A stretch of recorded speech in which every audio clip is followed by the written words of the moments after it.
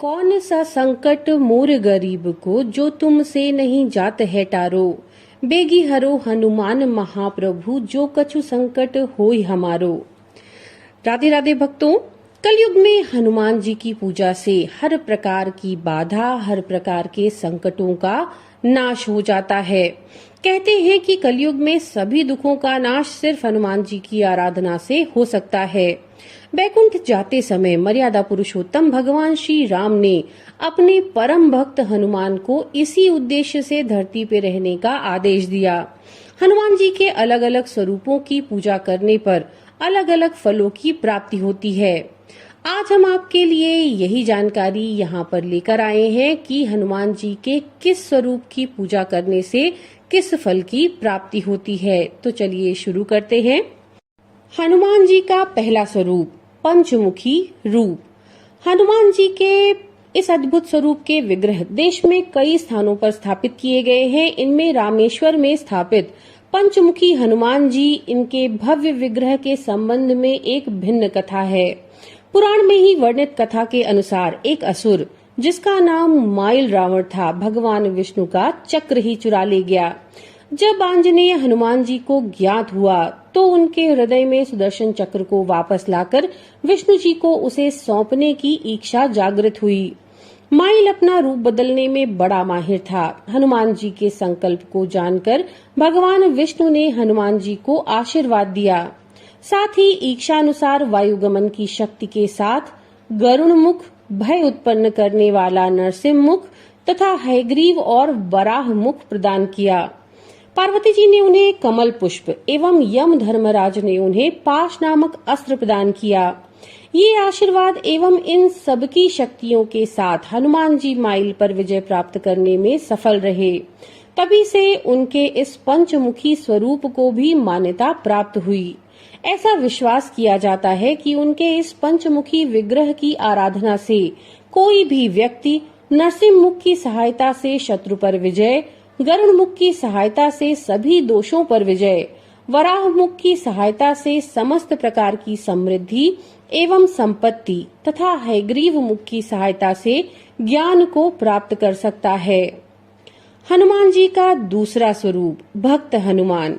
इस स्वरूप में हनुमान जी श्री राम जी की भक्ति में लीन दिखाई देते हैं।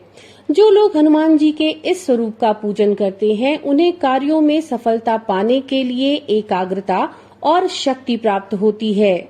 लक्ष्यों को प्राप्त करने में आ रही सभी प्रकार की परेशानियां दूर होती हैं।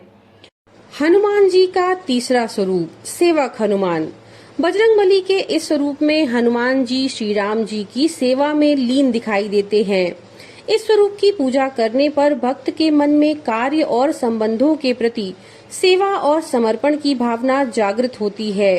व्यक्ति को परिवार और कार्यस्थल पर सभी बड़े लोगों का विशेष स्नेह प्राप्त होता है। सेवक हनुमान के स्वरूप में भगवान राम के चरणों में हनुमान जी बैठे हुए हैं और श्री राम उन्हें आशीर्वाद दे रहे हैं।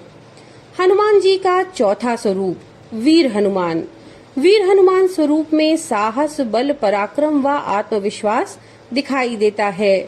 हनुमान जी ने अपने साहस और पराक्रम से कई राक्षसों को नष्ट किया है और श्री राम जी के काज संवारे हैं। वीर हनुमान नाम के अनुरूप हनुमान जी के इस स्वरूप की उपासना करने से बल, पराक्रम और साहस की वृद्धि होती है। वीर हनुमान स्वरूप की पूजा मात्र से आत्मविश्वास चेहरे पर नजर आता है। साथ ही आपके साहस के आगे शत्रु नतमस्तक हो जाते हैं। हनुमान जी का पांचवा स्वरूप सूर्यमुखी हनुमान। सूर्यदेव हनुमान जी के गुरु हैं। सूर्य पूर्व दिशा से उदय होते हैं।